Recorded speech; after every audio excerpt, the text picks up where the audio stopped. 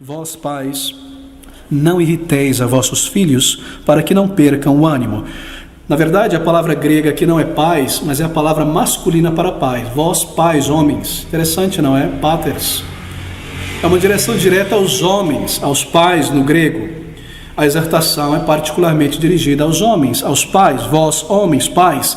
Bem, certamente, quando nós comparamos a Escritura com a Escritura, nós sabemos que a esposa deve estar ativamente envolvida. Lá em Provérbios 1, versículo 8, você se recorda daquelas palavras que diz: Filho meu, ouve a instrução de teu pai e não deixes o ensinamento de tua mãe. A mãe está, claro, junto com o pai, ambos em um time envolvido na criação e na formação dos filhos.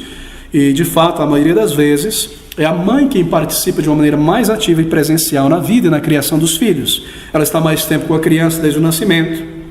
São as palavras da mãe, a voz da mãe que a criança normalmente ouve quando nasce.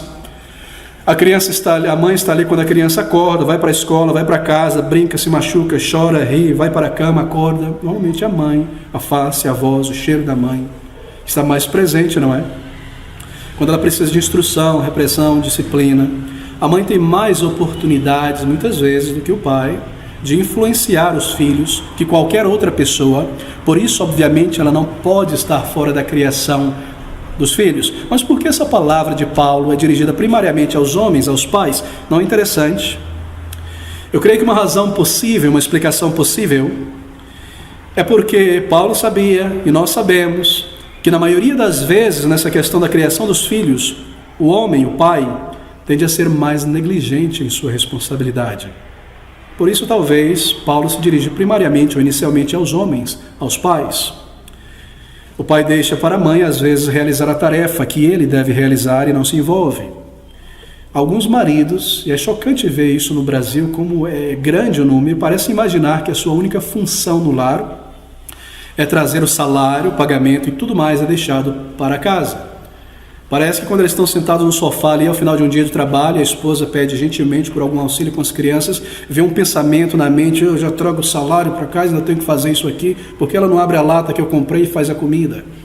Você não vê gente agindo assim até falar? Então eu creio que porque essa atitude carnal e mundana no coração de muitos pais, Paulo se dirige primariamente, iniciando com eles aqui. Mas há uma outra razão, meus queridos irmãos, que eu creio que ainda é mais bíblica do que esta. E a razão é que cabe ao marido a ênfase colocada sobre ele, porque o ensino bíblico é que o homem, o marido, é o cabeça do lar.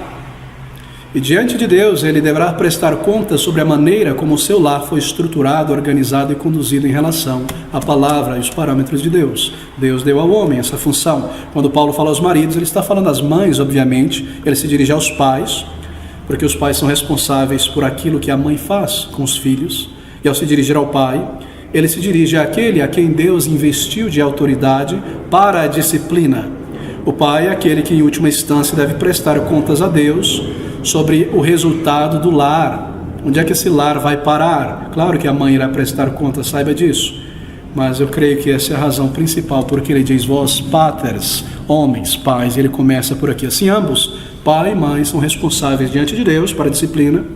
Mas o pai tem a responsabilidade final, assim por dizer, diante de Deus, de garantir que as diretrizes que Deus lhe deu sejam implementadas no lar.